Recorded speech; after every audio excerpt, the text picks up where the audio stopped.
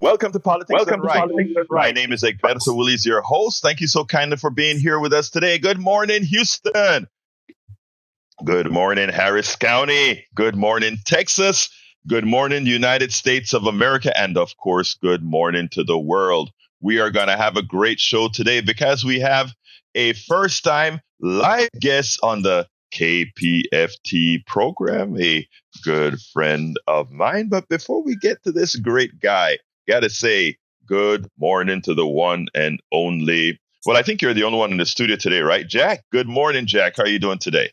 No, Howard's here with us. Say hello, Howard. Oh, I actually came back to work. The hooky man came back. Yeah, I was playing hooky. I mean, I was getting a bit worried. I was like, oh my God, he doesn't like me anymore and he's gone. He just said, Jack, you take Egberto. To hell with him, But well, nothing could be farther. Nothing could be farther from the truth. I love you, man. Love you too, man. You're here. You're here. You're here. Anyhow, what's up? How was your vacay?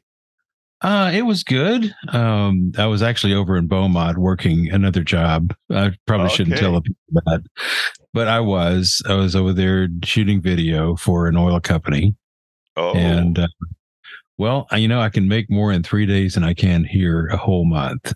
Oh, so, I was going to say a whole year. I kind of have to take. I kind of have to take these things, when they come along, and they don't come along too often. But there was a 3-day junket, and shot a lot of video, a lot of good stuff, and I came from television. Yeah, I know. That was I did radio for fun, but I did television for a living, and television. I like to make televisions rather than watch it. Watching it is okay, but I really like the production aspect and editing of it all. So I know how it all works. Anyway, I am back in place, and I listen to you each morning, you and Jack, each morning. I had to stream it because Beaumont doesn't get our signal. Right. Well, it can, but it's real patchy. So I was listening to you on the stream. And just enjoying your show and in absentia, I guess. Well, thank you, sir. Well, of course. No, I think Jack was in here working on some wisdom this morning. So what you got, man? Well, the past couple of days, I've been talking about how authoritarian ism is going to affect us, and so I'm going to talk about Trump a little bit. Trump seduces his followers with hate. He leads them into thinking that they are victims, that they have been cheated out of their freedom. The lefties, the immigrants, the gay are coming to take your rights away. When he speaks, he's always hating on something or somebody. He uses hate, fear, and prejudice to motivate his base. This is how Hitler seduced his base, hating on the Jewish, the queer, the disabled. Could his speech saying he was going after the lefties, the commies, and the Marxists be labeled a hate crime? Well, it could be labeled as garbage, but I don't know about a hate crime. Well, if I stood on it and I said that, I would probably get some guff from it. Well, I'd probably slap you around some, but okay. Hey, the violence in that control room. My God. Break out the water guns. Absolutely. Oh my God. I'm gonna bring the water guns out there to that good old studio. Anyway, folks, we've got a great program today. Title of the show is Joe Manchin, Flawed Centrism. Houston,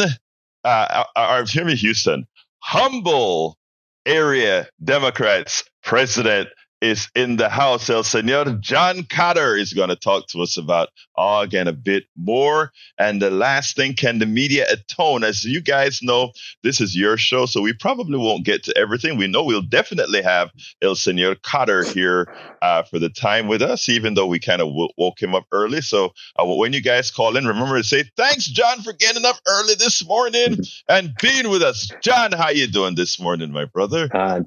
Doing great, Alberto. So nice to see you. Just so happy to be here live with you on this Friday morning. Well, look, I'm glad to have you here. Can I tell folks that John love this guy. He's flying all over the place. He'd fly those big jets, so his is much bigger than ours, guys. He flies these big jets over to Japan and all these places. And even sometimes he will come on to our chat from Japan. And the last time I said, hey, John, when you come back into town, can you come on the show live, man? Well, actually, I told him that in person. And he said yes. So thank you for being here. He's the president of Area Democrats. Let's get started with you, John. First of all, thank you for everything you have done with your crew in in Northeast Harris County. I mean, I think you all showed what good grassroots can do when it's activated. Tell me a little bit about that and, how you got started into doing all of this. What just, got involved in politics, actually started with union work and volunteering with the pilots union at the airline that I fly at. And that kind of morphed into volunteering and going to the Democratic Club meetings and then starting to help out there. And then was elected president of the Humboldt Area Democrats. We got a great group of volunteers there, great organizers, and in partnership with several of the other clubs in Harris County, we wanted to be able to get out a message to our voters. Basically, first come out and vote, and in the 22 election, we had a recommended slate of who in our area would be our recommendations to vote for, because voter turnout has just been historically low, and as we know, in this past 23 election, the municipal race here in Houston is just frankly abysmal, and we just want people to turn out and vote. We want their voices heard. Well, it is great because you all together with a thing called, and it has an interesting name, CIA. What does it stand for again? Clubs in Action. Clubs in Action. You all came out here, and I remember every Saturday, because I came and interviewed a whole bunch of you one of the Saturdays. You all were out there just hitting the pavements throughout the neighborhoods. And, I really found that exciting, because one of the things we talk about is grassroots activity. It has to start somewhere. And to put it bluntly, I didn't see the organized party doing the kind of work that you all independently came together, which was then joined, I think, by the party to come out and do so. I mean, that was some great work. Didn't you find that pretty exciting? It was very exciting. The energy from our volunteers and how excited they were to come out and do the work. And I mean, it was work. It was 100 degrees outside going into the election in 22, and but they came weekend after weekend, and then some actually block walk during the week because they had the time in their schedule to be able to do that, and it made it so folks maybe were busy with kids' activities on the weekends. They might be home during the week. It gave us the ability to reach out to different folks. Well, there are a lot of, you hear it in some of the voices of our callers, and I can decidedly hear some changes now, but many people are throwing their hands up in the air as if they believe. And welcome aboard, Paul Fleming from Atlanta, Georgia. Great to see you here, brother. A lot of people, they hear, or rather, they see all the mishaps that's going on in our politics right now, and they feel disillusioned. I tell you, I've been coming to the meetings at your club every month for the last, I guess, several months now. In fact, I joined your club as well. And one thing that I notice is just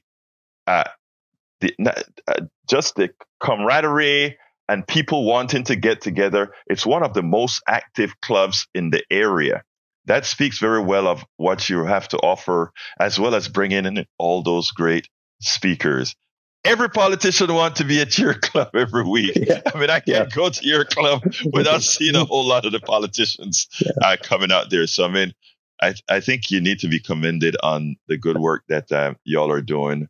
out there at the humble Area Democrats and all the ancillary groups that you work with as well. So, that is great work that you guys are doing out there. Anyway, thank you. We wanted to hear your thoughts on, right now there's a petition that was signed by over 100, and we're getting both local and national folks, so stick with us.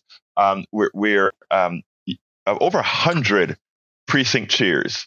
That's probably comprised of maybe that's 20% of the active precinct chairs right now or so, signed this petition to admonish our current Harris County District Attorney. What's your thoughts on that? I'm actually one of the signers of that petition.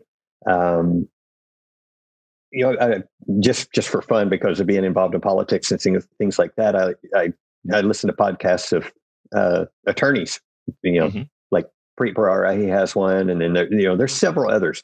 But there's one thing that I think we need to remember, and this is one thing that he said.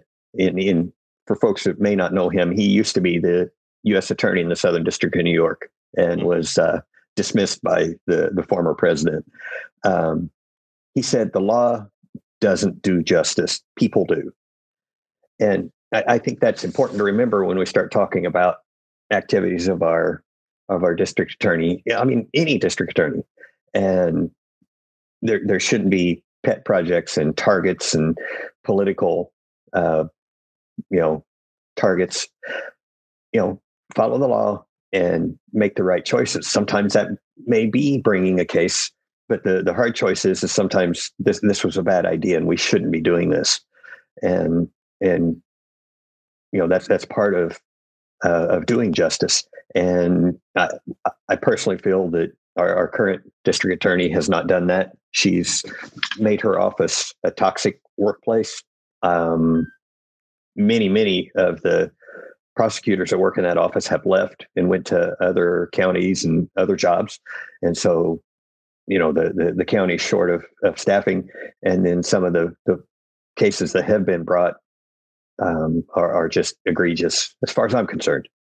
Well, I mean, I don't think it's just as far as you're concerned. If you get over 100 precinct chairs signing a letter to that effect, and we had a press conference out there on 2 days ago, I believe, very, very well attended. And the stories that you heard, stories that you forgot about, stories that, prosecuting a voter that had been no-billed in a former county, it's crazy things like that to try to appease or try to triangulate the potential vote that you're going to get during re-election. I mean, it is just something you shouldn't mess with. And it costs people. Once you have a district attorney that indicts you or puts you in front of a grand jury or whatever, that materially affects your life. So when it's done for political reasons, it's a problem. So, I mean, good job for setting that up. Anyway, folks, the telephone number is 713-526-5738. Any questions for John? Activism, engagement, 713-526-5738. Remember, this is your show. Paul Fleming says, Texas SB4 turns every law enforcement officer into the state into an immigration enforcer. Anyone, even citizens, can be detained for just looking or sounding like an immigrant. I better shut up. If I can't in SB4, I may have to try to lose my Panamanian twang a little bit because I may be in trouble. 713-526-5738. Before we continue, though, I want to play something with a Joe Manchin piece because I think people need to hear this. A lot of people have been playing with the idea that somehow Joe Manchin is at the center and maybe we need to centralize ourselves in the way we campaign, etc. I want to play this piece for you and then go ahead and give me a call, folks, and don't wait till late. 713-526-5738. We've been getting a ton of calls, but a lot of times it's bunched up at the end, and then I have to rush you off. I don't want to do that. So start calling early. 713-526-5738, extension number 2. All right? 713-526-5738, extensión número 2. All right, let's go to the first video. Actually, I only have one video today because we had the honor of having Senor John with us. Here we go.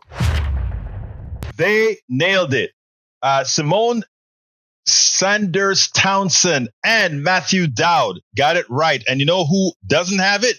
Joe Manchin. Joe Manchin is now saying, yes, I am open to run for President of the United States as the third party or who knows what. But I tell you what, check this piece out because they nail it. There is no room for him, but it's not only that there's no room for him. That is not who the country says that they want. Check this out. We'll take it on the other side. We talked about earlier, Senator Joe Manchin says he is absolutely considering running for president. Here's what he told our colleague, Kristen Welker, about what he thinks of President Biden. As you sit here today, do you think President Biden and Vice President Harris are the strongest ticket to represent the Democratic Party in 2024? Not in the centrist part. No, I don't. And they know how I feel. This is not I do not believe that they are basically where Joe Biden has come from and just go back to the campaign. He's been here for long. He understands the system. And I think he's a good man. And we have good conversations. We just disagree. You're going too far left. Simone and Matthew is still here. Matthew, Joe Manchin is making this argument that we need this fresh, new voice. He's just a few years younger than Biden and Trump, and he's been around Washington for years. What's so new about him? Well, he's held political office for decades, so I don't know what actually he thinks he's going to bring new and fresh to this. That's the first thing. The second thing is, and I think you and I have had this conversation, I don't know what he's actually talking about the center of the country, because he may be unfamiliar with what the center of the country is. But almost on every major issue, Joe Biden is in that center, is exact center of the country. He's in the center of the country on Roe versus Wade. He's in the center of the country on common sense gun reform. He's in the center of the country on raising the minimum wage and higher taxes on the wealthy. He's in the center of the country on what to do in international politics. He's the center in the country on protecting our democracy. I actually don't know what center he's talking about. And the interesting thing about Joe Manchin to me is he keeps talking about the center of the country. Well, the center of the country wants something done on climate change. He helped defeat that in significant ways. The center of the country wants something done more seriously on gun reform. He's prevented that from happening. And the center of the country wanted Roe versus Wade enshrined in the law. And because his standing up for the rules of the Senate, he's prevented that from happening. So I don't know what center he's actually talking about. Simone, what's your take? I mean, Joe Manchin being pro-coal and pro-gun, that doesn't put him in the center. That puts him in the right. The center of the country also wanted voting rights legislation passed, which was held up because of the filibuster, which Senator Manchin would not support getting rid of.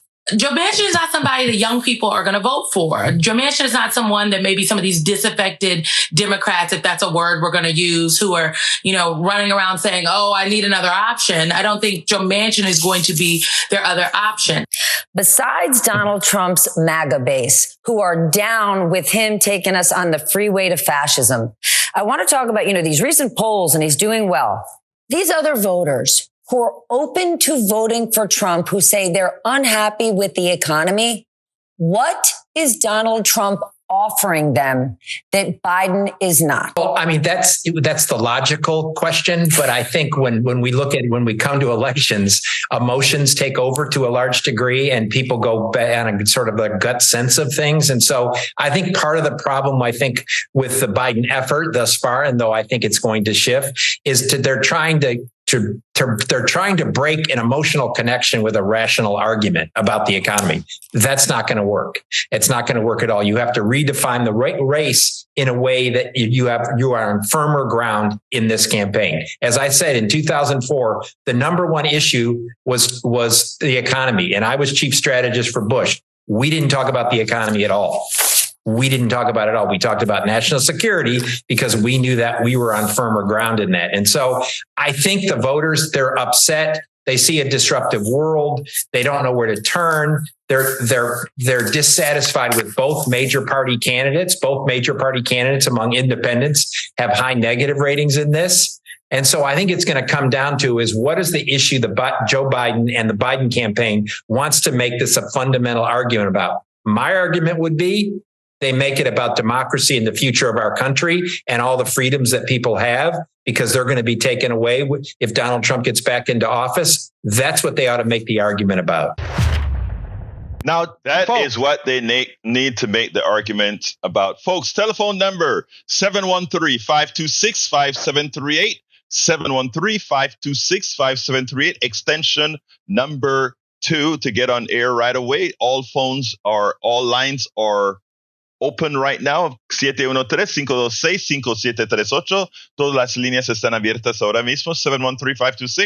713-526-5738. Hit extension number 2. Your thoughts is, do you want to see a Joe Manchin run-in? Do you want Biden to remain running? There's some articles that I got to review this morning that it's going to be kind of interesting reading. Eric Hayes, no, Bidenomics is not a failure. In fact, the idea that we have avoided a recession after all that's happening proves that Bidenomics is not a failure. But anyway, your thoughts, John? I absolutely think it's working. There's factories being built. I read an article about a month ago. The first battery plant, yes, came online in Georgia. They're bringing solar manufacturing back into the U.S. My airline and several of the other major airlines are contracts because we're unionized. We got new contracts, pay raises. Look at the United Auto Workers; they're voting on their contract right now. And I understand that General Motors passed their part yesterday. I read that late last night. So things are improving. Now, that doesn't mean that I don't understand when you go to the grocery store, it's prices have gone up significantly. And I think all you have to do is look at the profit and loss sheet at these major corporations. You'll see where that money came from. I am so happy you said that, John, because and that is where we talk about people have to really start thinking critically.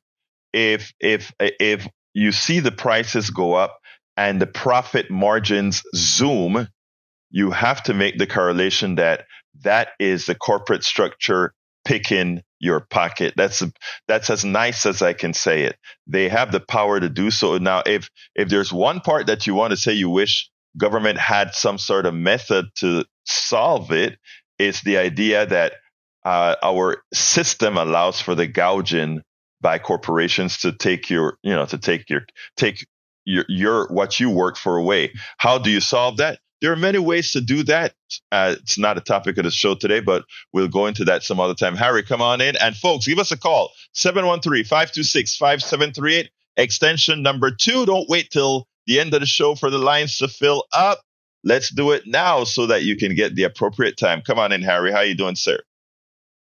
Good morning, Senor Willis, and good morning, and welcome back, Howard Reynolds. I'll be calling Great Wide Open this morning with the quest. Hey, good morning to your guest. What's his name? John Cotter? John Cotter. Yeah. John Cotter, and good morning to Senor Jack Van Dever. I like his wisdom at the top of the show. Okay, I'll start off with Joe Manchin. I did say this on Steve Hunter's show yesterday. I talked to you about this earlier in the week about Joe Manchin. That video is absolutely right. He's pro-coal. He's he's against the abortion. That people want abortion. He doesn't want money spent on climate change. And as that video pointed out, he's pro-right. And most progressive liberal people, like I said earlier on this show, are not going to vote for that old fossil, to use the New Hope Star Wars analogy with Han Solo and Chewbacca were talking to Luke Skywalker about Obi-Wan Kenobi. And Donald Trump is, I'll tell you what Donald Trump is offering, as they stated, fascism and make America hate again. He wants to take this country back to a time where white men were the only one that could vote in this country. I really should stop using that term white people, because there's no such thing as white people. There are melanin deficient people, and they all come from black people. That's where all human beings came from, because black is dominant, and all human beings, when they did all this interbreeding over time and centuries, made all these other people, and they just don't produce melanin. As I told somebody on a sports show yesterday, there's no such thing as white people. It's just melanin deficient people who are European. That's what they are. But anyway, as far as Trump is concerned, as far as Joe Manchin is concerned, I'll use a Harry Callahan idea, a Harry Callahan movie with Clint Eastwood. I believe it was Sudden Impact. Their ideas are dinosaur ideas. They don't fit today. They are not in touch with most progressive liberals who want free health care, who want whoa, stop, wait, hold on. I don't want anybody to use the word free health care. It's health care we all pay for through our taxes, not free health care. Yeah, okay, I misspoke there. They want health care that the taxpayers paid for. Arnie Artison was talking about the stuff that you talk about all the time with Medicare Disadvantage in the first half hour of their show, that people are scared that when they get sick and if all the Medicare advantages they have, then tough, because you're vulnerable. You can't buy. The rich can go ahead and pay for this, but as you stated on the show, if they can pay for Medicare Advantage, fine. But those who can't pay for the Medicare Advantage, it's profit over people. Too bad. I'm not going to. The Medicare Advantage is not going to pay for your procedures, as you pointed out on this show, and how you try to tell people to make sure they get Medicare and make sure they get Medicare Gap, and don't fall into the Medicare, as Jack Van Dever would say, take advantage trap. Okay, thank you, Jack. Thank you for your call, my brother. You have have a good weekend, Roberto, and I'll talk to you next week, and I'll continue to listen. Good. Thank you very much. Thank you very much. So, response from my great melanin deficient friend. I mean, that. Hey, the idea, folks, is that we are all human beings. That's what we are. Talk to me, my brother. Yeah, I couldn't agree more. That was what a descriptor.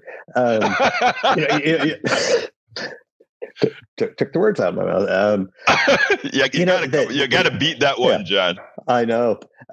Well, the only thing that I'd have to add to that is it's not just liberals and progressives that would like health care. We all need health care, and we need a system that doesn't just transfer the wealth away from the people. Single payer, Medicare for all, whatever you want to call it. It's more efficient. People get better health care, easier access. Everybody knows the playing field.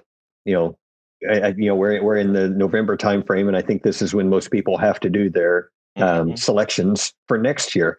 And I did mine yesterday. Excuse me. And it's like I'm lucky. I have a lot of choices, but then you start looking at what does this one pay for, and what does that one pay for, and well, if you get this one, then you got the big deductible, and this one you don't. And wouldn't it be nice just to have a level playing field for everybody? It's amazing. And, all these I'm coming to you, Jimmy, all these machinations that we do, John, is so that a private company, and I have nothing against private companies. I have my own. I've had several. It's for private companies to find a way to make more of a buck on your premiums, to keep more of your premiums and pay all these machinations. That's what they're for, to maximize the income for the person that's writing you a healthcare policy. And look, we believe in profit. We believe that if you work, you should be able to make a profit. But also, that is one of the reasons we don't believe healthcare should be in that. The payments of healthcare should be in that domain.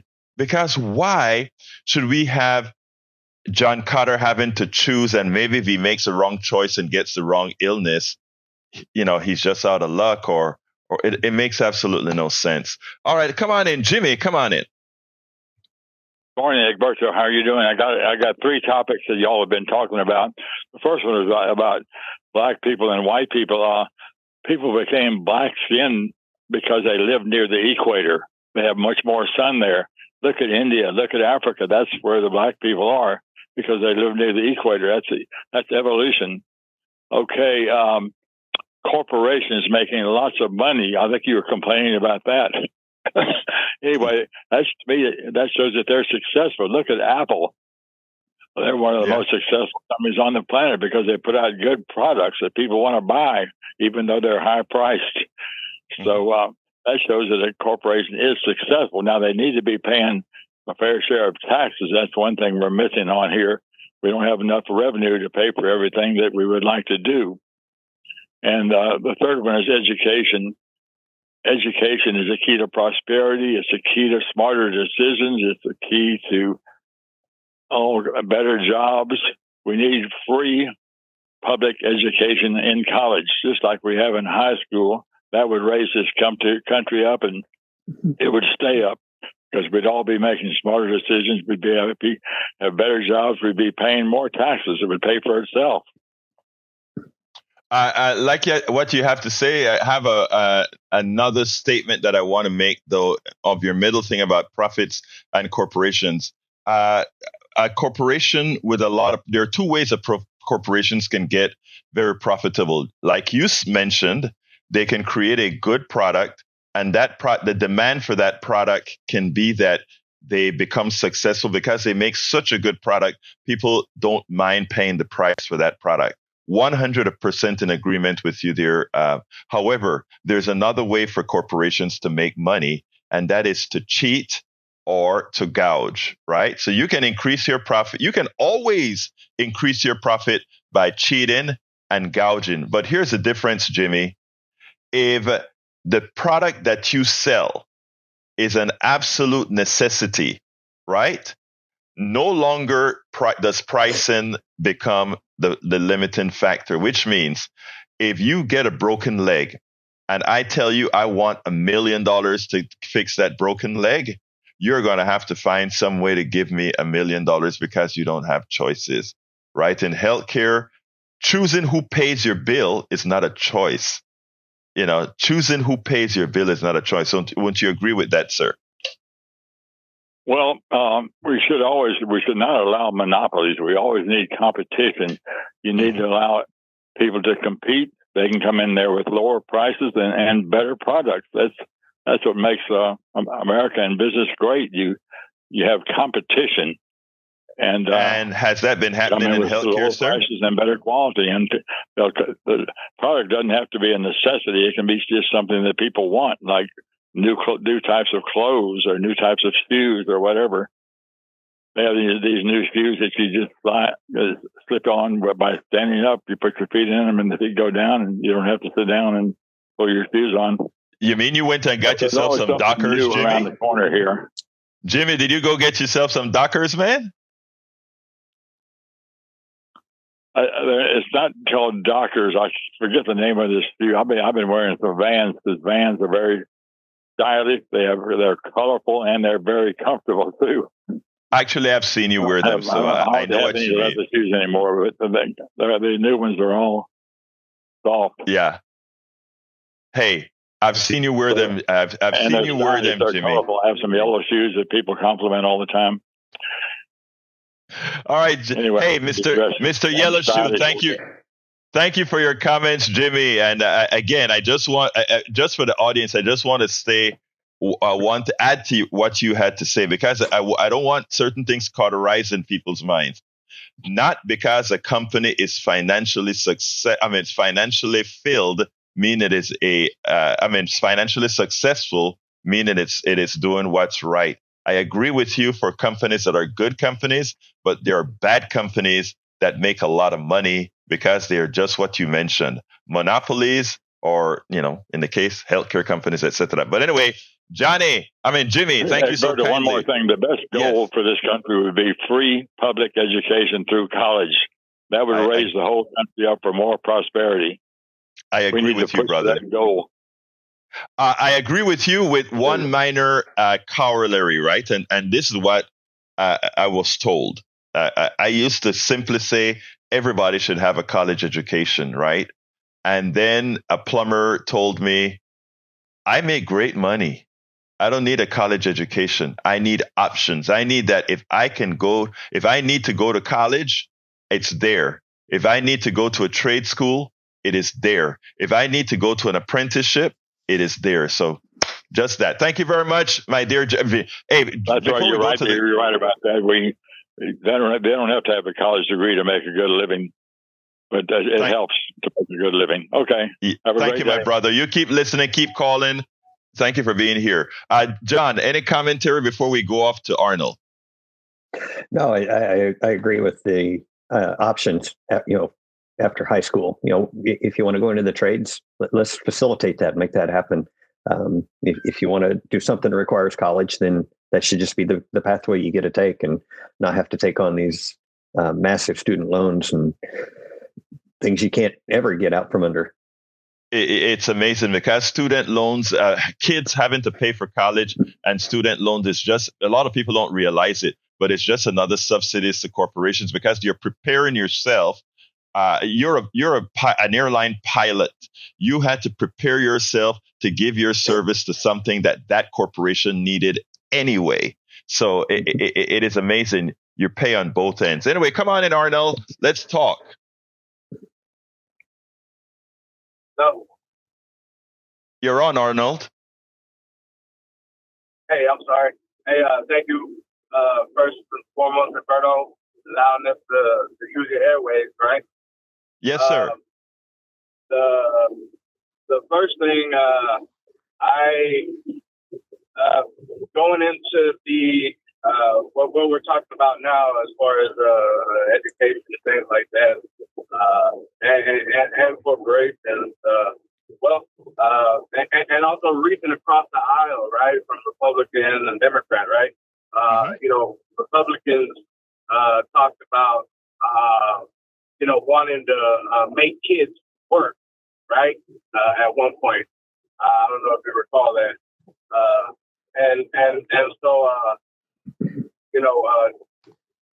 honestly, I feel that capturing the minds of these kids is what we need to do at an earlier age. So I would say something like middle school, and I think that would need to be promoted as far as not so much making kids work, you understand, but as far as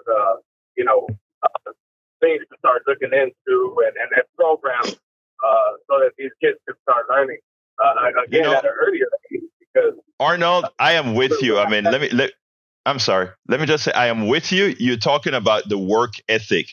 One of the things that, people always talk about is folks, let's say folks on welfare and all that kind of stuff. And they hit those people up a whole lot. I don't, right? I say that if we teach people the work ethic, people will just use these services when they need to. Right? Because right now, without a work ethic, there is a particular class in this country that is all that they know. Do we blame them, or do we blame a system that have ceased to teach civics and work ethic, etc.? So when you talk about starting to teach that from the middle grade side, Arnold, I couldn't be more with you, because we need to start teaching how a certain culture, a culture of sustenance, all that sort of stuff. But at the same time, we have to teach a culture that says, if first of all, if the system hasn't been able to serve you so far, we get you where the system, where you can be a productive citizen. I kind of think you're alluding to some of that. Did I get that right, Arnold? Somewhat, yeah, some of that, yes, sir. But here's the other thing: we United States does have a good amount of educated people that aren't being used. These people's dreams have been taken from them. We talk about people having dreams and aspirations. Oh my God! And it's because of these larger corporations that are able to buy up these people's dreams. I mean, all these patents that people, have sold to corporations. These corporations are sitting on them. That could be used. The government could take those patents and start using it to produce. People's imaginations and that's the reason why we need to kind of fix Arnold. Corporations. Arnold, there's a lot of undercurrent to what you're saying that I have to agree with, and that is there are a lot. I don't know if you ever heard the term starving lawyer or misused doctors. There are a whole lot of people that with professional skills and other skills that are unused because we have an economic system that doesn't support something known as full employment. That's for another show. But a lot of the people that get unused, it's because we have a system where, and people don't get it. Having a system that doesn't have full employment is a profitable scenario, but we'll go into that another time. But I get it. My lines are full, Arnold. So thank you so kindly for calling. We'll talk another time. Let's jump to Patrick. Come on in, Patrick, and then we'll take it on the other side. I think it's a first-time caller. Come on in, Patrick. Yes, sir. First time. Appreciate the show. I want to contrast the caller before last. I have two parts. Hopefully you can entertain both. You brought up Apple as being a successful company. Yes. It depends on what you consider successful. Successful at leasing years. They take on a lot of money by delivering products with planned obsolescence. A lot of times corporations will plan on having a product that could last a lot longer, but don't. So they're successful at that. They trick us into being excited about a product that won't last. And a lot of corporations will develop monopolies, or they will, they will collaborate with other companies to price fix, so they're not competing. Right, Patrick. I guess I don't think you're in. I think Jimmy would be in agreement with what you just said there. Don't you think, John? Yeah, I would think so. Yeah. So I mean, go ahead. No. It's all right. Yeah, I think Jimmy would be in agreement with you, Patrick, with regards to companies being able to. Companies that success isn't just based on how much money you make. And I think we kind of spoke a little bit about that after Jimmy was done. Anything else, Patrick? That's all I wanted to say. No, Thank you. I think that we fetishize corporations, and we should rethink that. Appreciate the time. Yeah.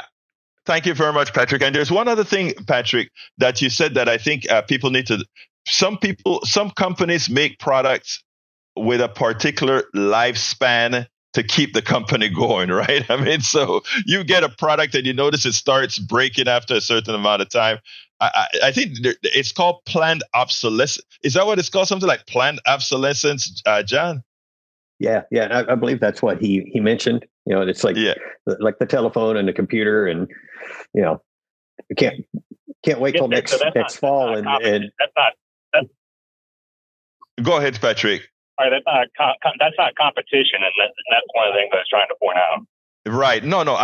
Agreed. And that is why I said there are certain things that that shouldn't be in the private sector. Now, again, you can choose not to buy a cell phone, right? But you can't choose not to fix your broken leg. And that's where I make that sort of distinction. But anyway, thank you very much for calling, Patrick. And let's jump on to Augie. Come on in, Augie. Oh, but that thing about corporations, when you're talking about corporations, you're talking about the CEOs, and who are making obscene money, and not the workers that are creating that money for them. And also healthcare, it used to be a service at one time. occupation. Now it's a for-profit occupation. Mm-hmm. And there's so many horror stories. When the Affordable Care Act was being discussed and they had people come in, it was like a bunch of horror stories about American medical care, about people being turned down. The industrial worker, he lost a couple fingers, and the surgeons said we could attach those fingers.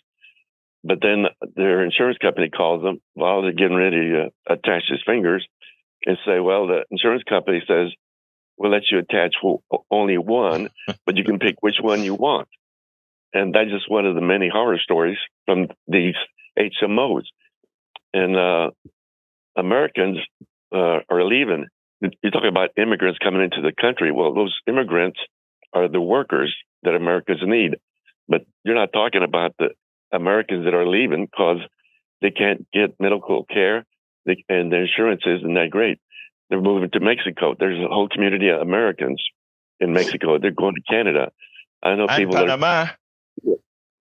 And in Finland. And they're talking about how great their medical care is in England and Finland, but not the United States. But I also wanted to talk about yesterday, cojones. That doesn't mean you're brave. It means you're a barking dog. And you're an attack dog for your masters. And who are your masters? It's these CEOs. They were talking about Al Gore and George W. George W., there's nothing brave about him. Al Gore is the brave guy. He's still fighting for climate change. He's still fighting for America. Now, that's cajon bravery when you stand alone. You know, and I saw this on Facebook. It says, pity the nation whose people are sheep and whose shepherds mislead them. Pity the nation whose leaders are liars and whose sages are silenced. Pity the bigots who haunt the airwaves. And it goes on. Well, Augie, I'm filling up. I appreciate your call. I appreciate your thoughtful words as usual. Folks, that was Augie, one of our great supporters here at KPFT. Let's go to the mayor of Politics Done Right, and that is the one and only Johnny. Welcome aboard, Texas Blue Bonnet, Paul Fleming, Eric Hayes, and let's see who else. If I missed you, forgive me. Chat is pretty active this morning as well. Anyway, go ahead, Johnny. Good morning, guys. Can you hear me on this Magic Jack line okay? Hey, I love Magic Jack. I used to have 3 Magic Jacks for my company. Not that Magic. I'm talking about the Magic Jack phone line. Oh, you're talking about Jack in the studio. Hey, Jack, No, not that Magic Jack. I'm talking about literally the Magic Jack phone line I'm on. Oh, okay, good. I tell you, I had 3 of them. I'm serious. For my company, when I figured out Magic Jack was there for each one of my numbers, I had a Magic Jack. That's right. Anyway, I agree with Jimmy Dunn. He had me on education because we all know it's common sense that you have to have a well-educated and currently informed populace in order to avoid having what we're going through right now. Where I started to worry about Jimmy, knowing of his liberal service on KPFT for so many years, is when he started sounding like he was very defensive of the free market, because knowing human nature, the bigger a company gets, the more pressure there is on the head of the company to skim, cheat, take shortcuts, not want to engage in competition with the so-called enemy. They want to start spying on him. They want to not be so worried about getting deals all the time. They'd like to have stuff settled in advance. And Johnny, can I say something? Johnny, hey, Mr. Magic Jack, I want to interrupt you for a second, okay? And the reason I want to interrupt you about, callers and capitalism and the economic system, what I've learned, right, is capitalism and our economic, it's not just an economic system, it's also a culture. And what we have to learn to do is cater our communication in such a manner that understand that a part of how people understand the system has to do with culture, and you have to be careful in the way you are telling somebody we need to modify the culture, just like I had to modify my culture when I came here. And it's an interesting dance that you have to play. And it's just because of human nature that has to play. When I know Brother Jimmy a long time, and very honest, progressive guy. But again, as well, we are cultured into an economic system that needs some severe modification. And that's what we got to do. Johnny, you got to quick her up because I got 2 more calls I got to pick up on. Yeah. The bottom line is you have to have regulation because human nature is what it is. Yes. And that's how you had in the automobile industry this thing called planned obsolescence. That's where it started. Yeah. Hello. Always gotta have regulation. I hear you. I hear you. Johnny, may I throw you off the line now so I can go to a tag? Yes. The devil's advocate has spoken. Thank you, sir. You've spoken. Let's get the tag. Hey, Berto, how you doing? How you doing, Tag? Great talking to you over Facebook a few days ago. Oh, yes. Thanks for that. I was really proud of the fact that you would take some time to talk to me. Great. Hey, I wanted to say that, we got a historic agreement with China to stop the fentanyl precursor drugs from coming from China. And that was only one guy. You know who that guy was? They got that done for us, right? I think his name is Joe Biden. I think that, and I hope the right wingers are listening. Now there's another part of this fentanyl, a couple parts that I don't know if some of these people are paying attention, but Blinken was saying that more people in the U.S. have been dying the last few years from fentanyl poisoning than anything else. Almost, but you put 2 or 3 of these things together, and they don't make the amount of people that have been dying from fentanyl. So for Biden to make this agreement with China is historic. Now, the other thing I want to, especially the right wingers and these people to understand is that in 2020, these fentanyl drugs skyrocketed in this country. They went up like crazy, and you can only attribute it to the top of the heap. The people on top who, profit, open pathways for the stuff to come in. So, I don't have to say that this fentanyl problem was attributed to Trump and his administration, but there may be some responsibility there for the fentanyl starting here in the first place, coming from China. So, thank you. Kudos to Biden. We have to understand that he's doing us a great job. Yeah, go ahead. Thank you, Tag. I gotta throw you right now because we got 2 more callers I got to get to, and I want John to have a quick comment. Thank you, Tag. Any quick comment there, John, before I go to Peter? No, that's a historic agreement, and that wouldn't have happened without the current administration. I agree wholeheartedly. Peter, come on in, and then Brian. Thank you very much, guys. And I just wanted to run an idea by you. I heard talk about democracy and what our focus should be on, but I was thinking honestly a functioning democracy, like an evolving democracy, because that's we're lacking right now. We have a stagnant democracy. Like, for example, the U.S. House, look at the continuing resolutions that they're saying, no, this is the last one, guys. We just had MAGA Mike Johnson saying that's the last one, and they're kicking the can down the road. But there's no evolution there. And that's why I'm deciding to try to make a difference up there. We need to, in my opinion, get the House back. So that's why I'm running for the U.S. House Texas District 2, Peter Phil. But what's your thought on that, guys? About my theory of... I tell you what, I'm going to let you go, Peter, and let John answer you. So listen to it offline. Appreciate you calling in, Peter. Peter is running for CDO2 here in Texas, folks. Good guy. Go ahead, John. Well, the thing that I see is the way the rules are set up. A small faction within the A party can just derail the entire function of the Congress. I mean, just look at the handful of the extreme right and what they're doing, and that's why stuff can't get done. Well, and again, I like what Peter said, that we have to turn that Congress around to people who really want to work for it. Come on in, Brian. Yep. Okay. Yeah, you there?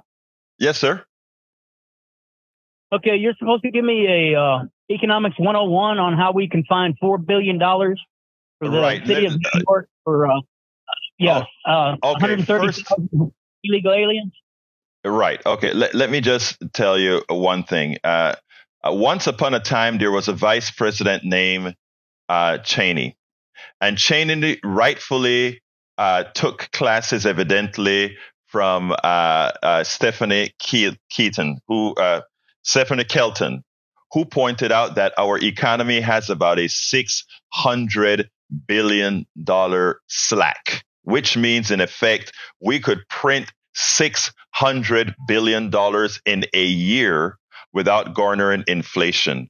Now, let me give you the lesson. What Biden proved when he came and he gave over $4 trillion of input into the economy. Actually, I think it was a total of more than that if we include some of the stimulus that came from just before Trump was sort of forced into that. It showed that the economy does, in fact, and by the way, all that money didn't come about to be spent in 1 year. That was spread over several years. All that proved because when that just started, there was no inflation. What we then got, and by the way, no inflation, and we knew there wasn't going to be inflation because we had enough productivity to prevent inflation. The only reason we got inflation, you ask where the money comes from? That is where the money comes from. We create the money. We allocate the money. And there would be no inflation from that allocation if companies didn't decide that they were going to try to make an excuse to raise their prices. I got to answer that real quick, and then we're at a hard break. Come on in, Brian. That answer made no sense whatsoever. The inflation rate. Well, maybe I tell you what. I tell you what. When you come back with an answer that says it makes no, sir, I'm speaking. When you come back with an answer that says it makes no sense, please try to give an informed response instead of just a knee-jerk response. And I got to go right now. Call back tomorrow. Let's go to Jack in the studio. And Howard. Okay, Jack, Howard is your back. turn. No, Howard is back. Howard is back. Quick closer, Howard. Okay, great show. Here's Jack. I got nothing. It's all you, man. It's all you. Well, it's not all me because John is here. So, John, help me out here, John. We got 15 seconds. All right. I think the most important thing to remember for the folks in Houston, we have a runoff election. Early voting is November 27th through December 5th. And election day is December 9th. It's typically a very low turnout, and make your voice heard because your vote's worth a whole lot more in these runoff elections. Thank you very much for being with us here today, John. Thank you, Howard, for being back. Thank you, Jack, for being in the studio. Folks, I love you all. Thanks to all of the callers. My name is Egberto Willis. This is Politics Done Right, and you guys know how I end this baby. I am what? Out. We spend a lot of time deconstructing the news, trying to parse it into a form that everybody can understand. We try to find those little nitpicks where it flies above the fray, etc. If you really like these videos that we do, I want to ask a big favor. Please go ahead. Number 1, subscribe to our channel. And number 2, please join if you can. Thank you so kindly for watching. Keep watching. Please remember to share. We must populate the entire internet with our progressive message, a message that we know is what most Americans say that they want. So help us, please join.